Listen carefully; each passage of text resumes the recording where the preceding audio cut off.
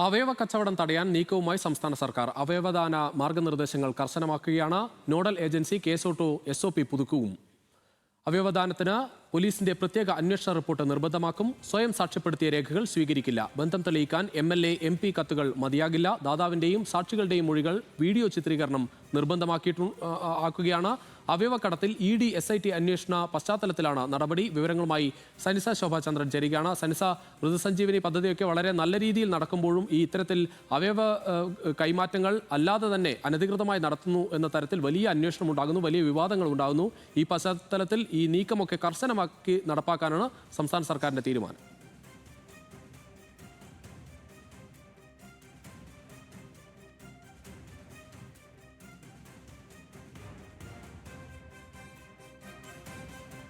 അവയവ കച്ചവടം തടയാൻ നീക്കം തുടങ്ങുകയാണ് സംസ്ഥാന സർക്കാർ. അവയവദാന മാർഗനിർദ്ദേശങ്ങൾ കർശനമാക്കും. Nodal agency KSOTTO SOP പുതുക്കുകയാണ്.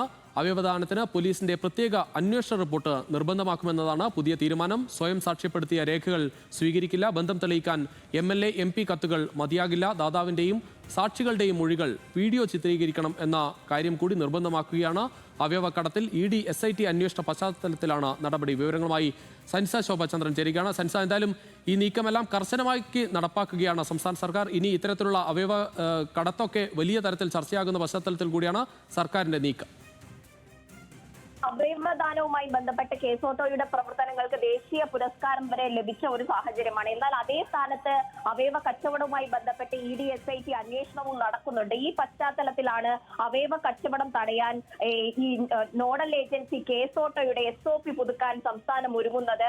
അവയവദാന മാർഗനിർദ്ദേശങ്ങൾ കർശനമാക്കാനാണ് തീരുമാനിച്ചിരിക്കുന്നത്. അതിന്റെ കരട് ഇപ്പോൾ പുറത്തിറങ്ങിയിട്ടുണ്ട്.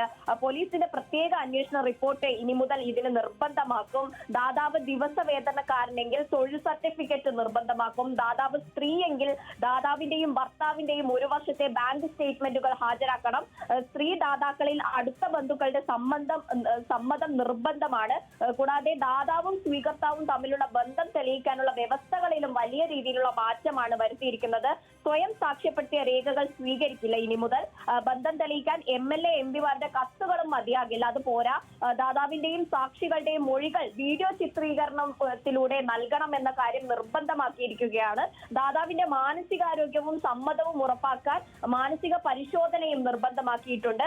അവയവക്കടത്തിൽ ED SIT അന്വേഷണം വലിയ രീതിയിൽ സംസ്ഥാനത്ത് നിലനിൽക്കുന്ന ഒരു സാഹചര്യത്തിലാണ് ഇത്തരത്തിലൊരു നീക്കവുമായി സംസ്ഥാനം രംഗത്ത് വന്നിരിക്കുന്നത്. ഇപ്പോൾ കരട് പുറത്തിറങ്ങിയിട്ടുണ്ട്. എന്തായാലും ഇത് പെട്ടെന്ന് തന്നെ നിയമമായിട്ട് ഈ അവയവ കച്ചവടം തടയാൻ കഴിയും. നമ്മുടെ ഈ സംസ്ഥാനത്തെ കേസോട്ടോയുടെ അവയവദാനവുമായിട്ടുള്ള പ്രവർത്തനങ്ങൾ അത്രയും നല്ല രീതിയിൽ മുന്നോട്ട് പോകുന്ന ഒരു സാഹചര്യമാണ്. ഇത്തരം പുഴുക്കുത്തുകളെ മാറ്റാൻ കഴിയുമെന്ന് തന്നെ കരുതാം. ശരി സനിസ.